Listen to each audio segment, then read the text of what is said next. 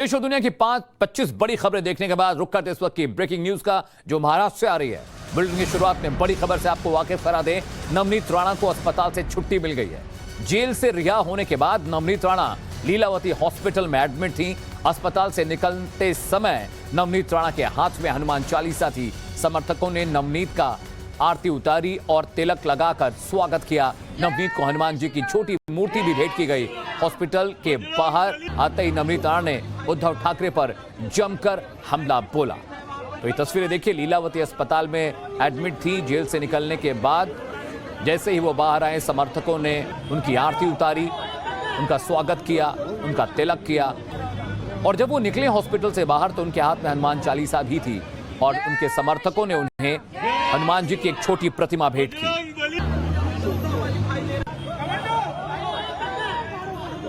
हनुमान चालीसा और राम भगवान का नाम लेना, अगर 14 साल रहने को मैं जेल में तैयार हूँ।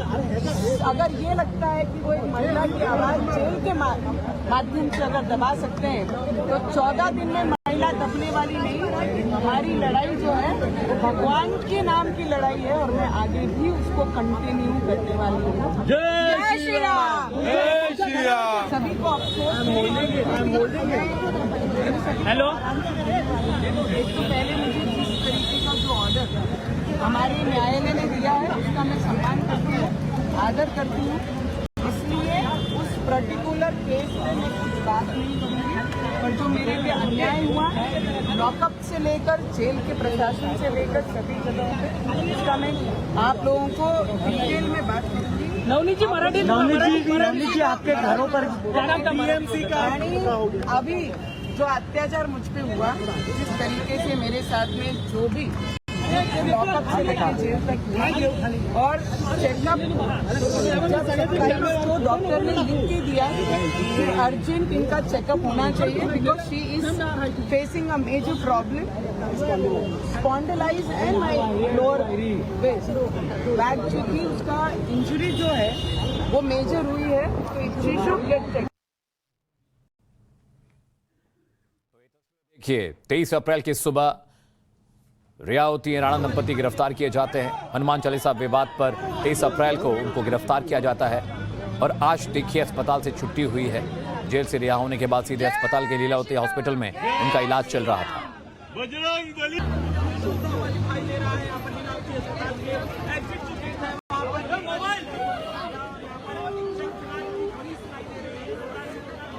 और मेरी सहयोगी शिवानी ज्यादा जानकारी के साथ जुड़ रही हैं। शिवानी, अस्पताल से छुट्टी मिल गई लेकिन तेवर अभी भी बहुत सख्त हैं और अस्पताल से बाहर आते सीधे उद्धव सरकार को चेतावनी दी है। जी बिल्कुल, देखिए जिस तरीके से यहाँ पर नवनीत राणा की तस्वीरें सामने आ रही है, भगवा साड़ी उन्होंने पहनी हुई है और श्री राम लिखे हुए स्कार्फ को भी ओढ़ा हुआ है, साथ ही साथ तिलक लगाया जा रहा है। नारेबाजी में भी जय श्री राम के नारे लग रहे हैं। खासियत ये भी है कि कभी नवनीत राणा की जो मुलाकात है महाराष्ट्र के पूर्व चीफ मिनिस्टर देवेंद्र फडणवीस से भी हुई थी और जिस तरीके से तेवर फिलहाल है, आरती उतारी जा रही है, हनुमान चालीसा अभी भी हाथ में बकायदा बनी हुई है। साथ ही साथ यहाँ पर अमित एक खास बात ये भी है कि उन्होंने उल्लंघन किया है उस एक कंडीशन का जिसे उन्हें कोर्ट ने दी थी कि वो मीडिया से किसी भी तरीके का वार्तालाप नहीं करेंगी। हालांकि देखना ये होगा कि जिस तरीके की उन्होंने फिलहाल बयानबाजी दी है कि वो चैलेंज कर रही हैं अभी भी महाराष्ट्र प्रशासन को, साथ ही साथ उन्होंने कहा कि अपनी लड़ाई नहीं रोकेंगे यहाँ पर, तो देखना होगा कि इसके बाद वो किस तरीके से सामने आती हैं। क्या नवनीत राणा जो है वो दोबारा पीएम के घर के बाहर जाकर हनुमान चालीसा करने की बात कहेंगी या कहीं और अपने घरों में हनुमान चालीसा के पाठ कराएंगे अपने समर्थकों के साथ मिलकर, ये सारी चीजें देखने वाली होंगी। लेकिन ये जरूर साफ हो जाता है कि महाराष्ट्र प्रशासन को नवनीत राणा की जो बेल का एक पहले धक्का लगा था और उसके बाद अब नवनीत राणा की जो तेवर और उनके समर्थकों का एक धक्का दिख रहा है, उससे साफ होता है कि उनकी बाहर जो एग्जिट हुई है अस्पताल से वो सरकार के लिए भारी पड़ेगी। दूसरी बात ये है कि संजय राउत ने भी थोड़े दिन पहले यही कहा था इनकी बेल मिलने के बाद कि नवनीत राणा कौन है, उन्हें कौन जानता है। एक एमपी और एक एमएलए की इतनी बड़ी पहचान नहीं है और वो आज महाराष्ट्र के किसी भी कोई कोने में चला जाए, नवनीत और अभी राणा को कोई पहचानेगा नहीं। लेकिन जिस तरीके के तेवर अभी सामने दिख रहे हैं, इससे ये साफ होता है कि ये सियासी जंग जो है नवनीत राणा की उद्धव ठाकरे सरकार के खिलाफ वो अभी ठहरेगी नहीं और ये और लंबी चलेगी। बेहतर है शिवानी, आप साथ रहिएगा। आइए एक मर्तबा और आपको सुनवा देते हैं कि जब वो हॉस्पिटल से बाहर आई तो उन्होंने क्या कुछ कहा।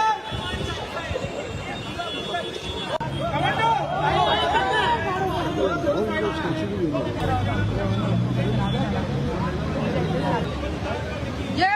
श्री राम, जय श्री राम। बजरंग बली दिखाई दे रहा है। यहाँ पर लीलावती अस्पताल के एग्जिट जो गेट है वहाँ पर मोबाइल। तो शिवानी, जिस तरह से कोर्ट ने शर्तों के आधार पर उन्हें जमानत दी थी, कहा था मीडिया से बातचीत नहीं करेंगे, कोई प्रेस कॉन्फ्रेंस नहीं कर सकते, सरकार के खिलाफ कोई बयान नहीं देना है, तो अस्पताल से छूटते उन्होंने पहला रूल तो तोड़ ही दिया, पहली शर्त तो तोड़ ही दी, मीडिया से बात कर ली।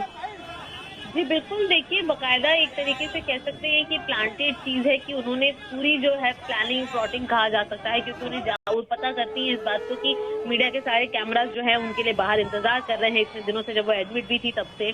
तो ये साफ है कि इन्होंने बातचीत करके उल्लंघन कर दिया। पहली बात, अगर वो हनुमान चालीसा लेकर आती, अगर फोटो अब भी होते तो कोई दिक्कत नहीं थी, पर जिस तरह से आकर उन्होंने कैमरास पर बाइट दी है, अपने आगे की चीजों को बताया है, एक नया आह्वान दिया है सरकार के खिलाफ, ये जरूर एक उल्लंघन है, जिसको लेकर जरूर कहा जा सकता है कि पब्लिक प्रोसिक्यूटर द्वारा या मुंबई पुलिस द्वारा भी इस पर जो कोर्ट के सामने एक याचिका दायर की जा पाएगी कि आखिर किस तरह से बाहर आते ही सबसे पहले उन्होंने एक कायदे का उल्लंघन किया है, क्योंकि अब ये सारी बातें जो है उनकी स्टेटमेंट जो है वो टीवी चैनलों पर दिख रहे हैं, अखबारों की सुर्खियां भी बनेंगी, ये सारी चीजें। तो साफ है कि इसके ऊपर भी नवनीत राणा को कोर्ट के आगे अपना जवाब दर्ज कराना होगा कि आखिर उन्होंने इस उल्लंघन को जो किया है उसके आधार पर इनकी बेल को आखिर क्यों कंटिन्यू किया जाए। ठीक है शिवानी, आप साथ रहिएगा। नवनीत राणा जब लीलावती अस्पताल से बाहर निकली तो उनके तेवर बड़े तल्ख थे, एक बार फिर से सुनिए उन्होंने क्या कुछ कहा।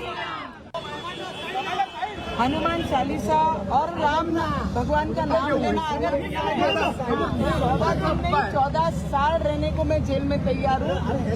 अगर ये लगता है कि वो एक महिला की आवाज जेल के माध्यम से अगर दबा सकते हैं, तो 14 दिन में महिला दबने वाली नहीं। हमारी लड़ाई जो है वो भगवान के नाम की लड़ाई है और मैं आगे भी उसको कंटिन्यू करने वाली हूँ। जय श्री राम, जय श्री राम। सभी को अफसोस। हेलो, एक तो पहले मुझे जिस तरीके का जो ऑर्डर हमारे न्यायालय ने दिया है उसका मैं सम्मान करती हूँ, आदर करती हूँ, इसलिए उस पर्टिकुलर केस में मैं कुछ बात नहीं करूँगी। पर जो मेरे लिए अन्याय हुआ है, लॉकअप से लेकर जेल के प्रशासन से लेकर सभी जगहों पे, इसका मैं आप लोगों को डिटेल में बात करूँगी। नवनीत जी आपके घरों पर टीएमसी का अभी जो अत्याचार मुझ पे हुआ, जिस तरीके से मेरे साथ में जो भी लॉकअप से लेकर जेल तक हुआ, और चेकअप को डॉक्टर ने लिख के दिया कि अर्जेंट इनका चेकअप होना चाहिए, because she is facing a major problem, spondylosis and my lower waist back, चूंकि उसका इंजरी जो है वो मेजर हुई है, तो शी शुड गेट चेक। तो नवनीत राणा को अस्पताल से छुट्टी मिल गई और जेल से रिहा होते ही जब वो बाहर आई तो हाथ में उनके हनुमान चालीसा था और कोर्ट ने मना किया था कि प्रेस कॉन्फ्रेंस नहीं कर सकती, मीडिया से किसी मसले पर बातचीत नहीं कर सकती। लेकिन अस्पताल से बाहर आते ही चुनौती दी। उन्होंने कहा अगर भगवान का नाम लेने पर 14 दिन की क्या 14 साल की जेल हो तो उन्हें मंजूर है। और उन्होंने कहा कि जिस तरह का व्यवहार मेरे साथ किया गया है, अब मैं देखूंगी, अब मैं ये देखूंगी कि किस तरह से मुझे दबाया जाता है।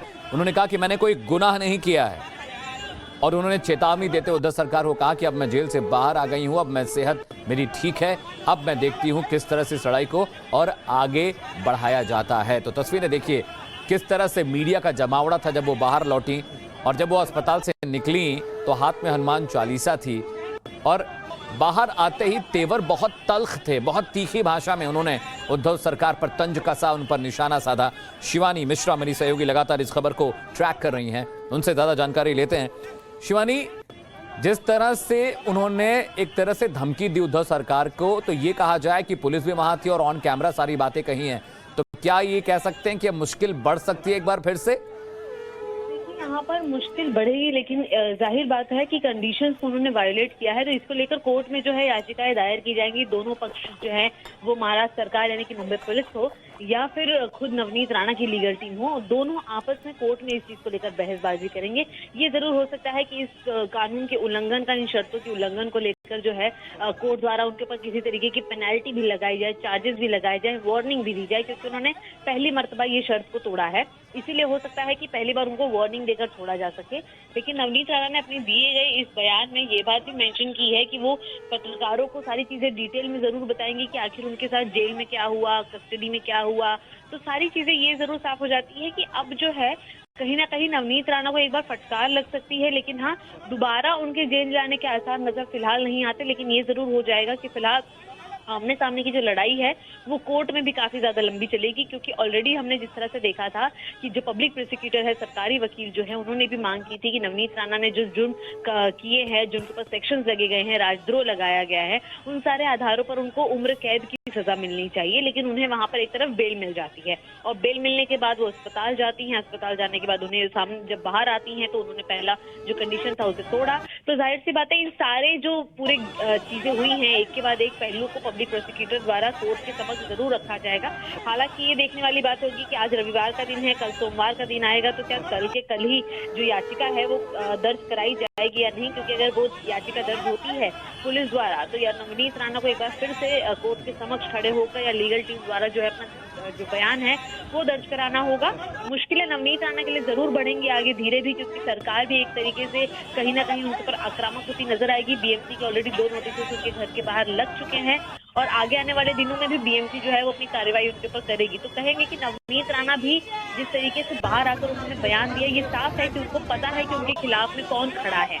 पूरे एक राज्य की सरकार खड़ी है, बीएमसी खड़ी है, मुंबई पुलिस खड़ी है। तो जाहिर सी बात है नवनीत राणा भी अपनी तरफ से उसी तरीके का एक बैक स्ट्रॉन्ग जो कह सकते हैं पिलर है वो तैयार करने की कोशिश कर रही हैं, जिसके चलते उन्होंने मीडिया के आगे आके ऐसे सारे बड़े बयान दिए। चलिए शिवानी, बहुत बहुत शुक्रिया।